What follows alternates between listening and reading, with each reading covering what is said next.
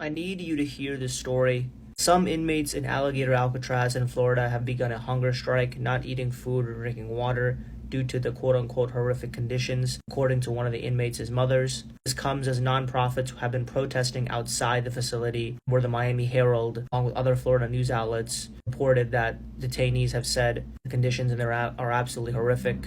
People sleeping on floors, not able to get access to medical treatment, as well as some saying they haven't been able to access their lawyers. This also comes, as we reported, 2 tourists from Mexico are also in Alligator Alcatraz without case numbers, according to their father. The facility, as many of us know, was built under emergency power by Ron DeSantis very quickly in 8 days using $450 million of FEMA money.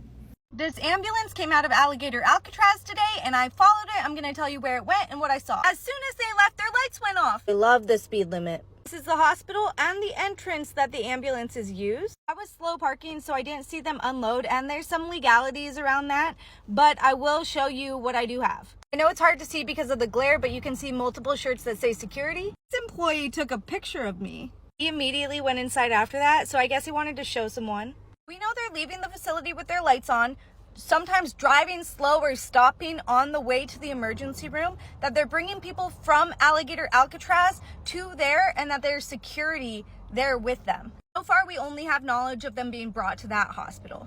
Boy. So we got to talk about Alligator Alcatraz once again, because the woke activists have refused to stop protesting and boohoo-whining and crying about the illegal immigrants being housed in this facility before they are deported. Okay, Ron DeSantis has done a great job, in my opinion, of one, protecting his state, okay, helping federal law enforcement enforce immigration law, okay, and doing it in a very efficient and timely manner, right? I think that he has become a dark horse candidate for the Republicans in 2028, right? I know a whole lot of people like, oh yeah, JD, and I like JD, don't get me wrong. But DeSantis, in regards to execution, what he's done as a governor, I don't think many people can argue that he's probably the best executive that will be a candidate in the 2028 GOP race, okay? I mean, there's nobody that I can think of that is executed as well as somebody like Ron DeSantis, and you can see the results in a state like Florida. So with that being said, again, the activists are really upset by this, okay, to the point where they're boohoo-whining and crying and demanding reparations, okay, because apparently Alligator Alcatraz is black and brown territory, right? It's black and brown land, and because of that, they want reparations along with all of the illegal immigrants freed from the facility. Take a look. Our cameras and our crews getting video to our monitors from South Florida and the side of that ICE detention facility now known as Alligator Alcatraz. You can see the beds right there. In fact, a chorus of lawmakers and activists and families of those being held inside say these conditions are inhumane. Today, in fact, a call to just shut it down. Here's a listen.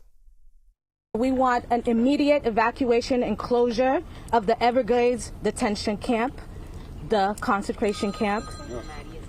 We want emergency health screenings and care for all current and recently released detainees. We want ongoing medical monitoring for workers and contractors. And even today, we're finding out that a lot of people who have worked here are being fired today and not being paid. So they too are violating human rights violations of workers who are working in here. And we want the full legal access for detainees and independent inspections of conditions. This land is our land. This land is black and brown people's land. This land was built on the backs of black and brown people. And so with these demands, we really also demand restorative justice and reparations for all of the harm that's already been caused. So a list of demands right there, and CBS News national correspondent Manny Bojorquez joins us live outside Alligator Alcatraz. So Manny, the allegation of inhumane treatment, talk to me about how they prove that and what is the recourse if those allegations are true? Well, there doesn't seem to be any recourse right now, which is why they held this press conference trying to get public attention to all of this. But we also spoke with relatives of people who they say are inside this facility. They say that it is inhumane because they're not getting food that they consider quality food. They're not getting medicines that many of them need. The heat and humidity out here is really something to contend with. In fact, one person actually passed out from the heat during the news conference. But also, it's bug infested. All of those things, they say, are just detrimental to those who are on the inside. But also, there's the fact that they claim they have not been able to get attorneys to speak with their clients in there, so they feel that due process is also being violated here. A lot of that video that we have been showing our viewers came from the Florida Attorney General's office. Any official defense of the conditions and the care that they're providing those detainees? Yeah, you have to remember that even though this is a federal issue, this is run by the state, and the state, the DeSantis administration, has said all along that they consider this facility adequate and that a temporary facility like this one is necessary in order to reach the president's goal of mass deportation. We had people driving by here during that news conference saying deport, deport, deport. So clearly there is support for a facility like this. Yeah, so you see that, you heard that, okay? The black and brown activists are saying that this is black and brown country. This is our territory, and we're demanding reparations, okay? Cut the check and shut down Alligator Alcatraz. That is what the activists are demanding. Now, these activists obviously can kick rocks, right? And that's basically what the Florida officials who are running the facility have told the activists, because after this call for reparations failed, the illegal immigrants got desperate, and they're now deciding to do a hunger strike, right? They decided that they're going to strike, okay, by not eating, okay, the food from the facility. Now, again, you know, they're telling us that this is torture and that this is inhumane and that, you know, blah, blah, blah. But yet the illegals are deciding to torture themselves even more by doing a hunger strike. And one of the illegals found out after participating in this hunger strike that's going on for like 10 days now. So without further ado, let's go ahead and get into this. Detainees at the so-called Alligator Alcatraz are there. They are there day 9 of a hunger strike, protesting what they describe as deplorable conditions inside the facility. And also, Democrats held an emergency town hall this evening demanding reform and accountability at the controversial detention center. NBC6's Jamie Garola is live in Miami with the latest. Jamie. Yeah, tonight we're going to hear from one of those detainees on the hunger strike who ended up in the hospital. We'll also hear from his wife, who's scared he'll die either from not eating or from going to Cuba without his relatives.